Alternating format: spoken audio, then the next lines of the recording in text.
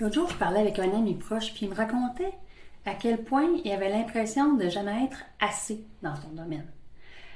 Il doutait constamment de ses compétences, même quand les preuves étaient là, qu'il était excellent à ce qu'il faisait. Ça m'a frappé parce qu'on a tous, cette petite voix à l'intérieur qui nous dit qu'on n'est pas légitime. C'est ce qu'on appelle le syndrome de l'imposteur. Les psychologues disent que c'est cette incapacité persistante à croire qu'on mérite notre succès. C'est cette peur d'être démasqué, même quand on a travaillé fort pour arriver là où on en est. Puis tu sais quoi?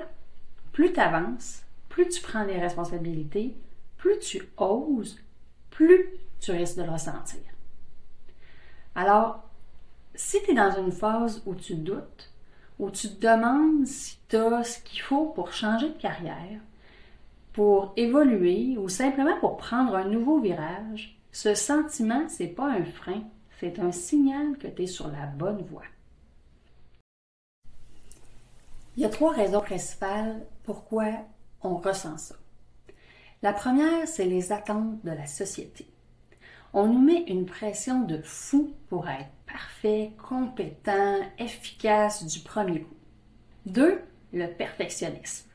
On veut tellement bien faire qu'on a peur de ne pas être à la hauteur. 3, sortir de sa zone de confort. Chaque fois que tu fais quelque chose de nouveau, ton cerveau y panique un peu. Mais écoute bien, les personnes qui ressentent le plus le syndrome de l'imposteur, ce sont celles qui sont les plus compétentes. Pourquoi? Parce qu'elles se remettent en question. Elles veulent s'améliorer. Elles refusent de stagner. Bon, soyons réalistes, les doutes, ils disparaissent jamais à 100%. Mais la bonne nouvelle, c'est que tu peux apprendre à les voir autrement. Comment? Premièrement, en changeant ta perception de tes doutes. Quand tu ressens cette peur, rappelle-toi que ce n'est pas une preuve que tu n'es pas à ta place. C'est une preuve que tu avances vers quelque chose qui compte vraiment pour toi.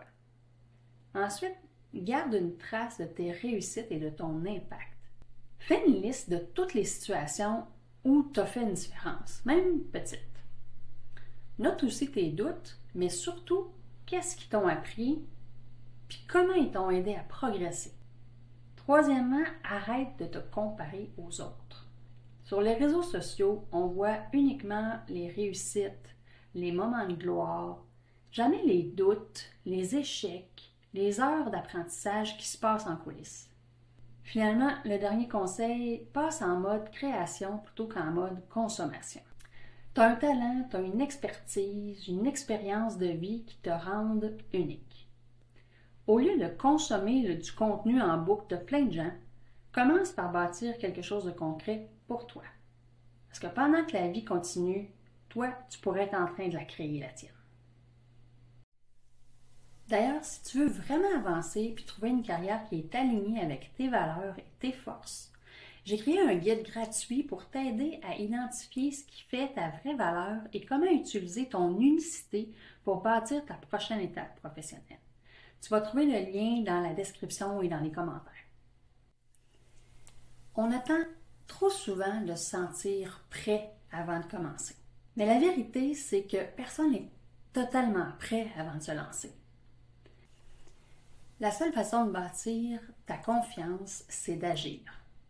Même si ce n'est pas parfait, même si tu as des doutes, l'important, c'est d'agir parce que chaque petit pas que tu fais, c'est une preuve supplémentaire que tu es capable. Alors, si tu as besoin d'un coup de pouce pour y voir plus clair, télécharge mon guide gratuit et commence dès aujourd'hui à avancer avec tes forces, ton histoire, ce qui fait de toi une personne unique et extraordinaire. Le monde a besoin de ce que toi seul peux offrir.